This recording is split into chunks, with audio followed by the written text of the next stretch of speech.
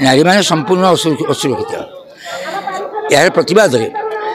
नारी मैंने ओडिशा रे संपूर्ण निर्यातिता अवहेलिता तेणु तार प्रतिवाद कांग्रेस आज राजरास्ता को विधानसभा घेराव कर आगामी दिन जो सरकार चेता न पशे निश्चित भाव में आपको अचल सरकार को अचल करने आम प्रस्तुत अच्छु पूर्व सरकार जहाँ थिला जो अवस्था महिला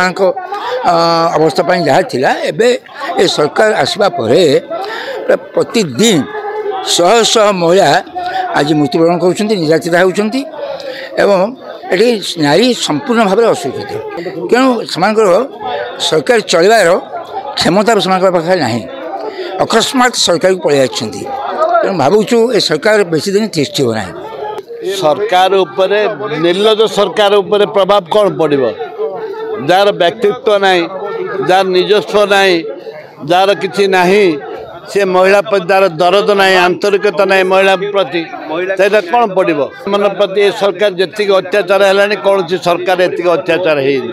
राज्य सरकार भ्रूक्षेप कहीं करेंगे तो सरकार अच्छा अंडर ऑफिस सब कहीं भ्रूक्षेप करेंगे।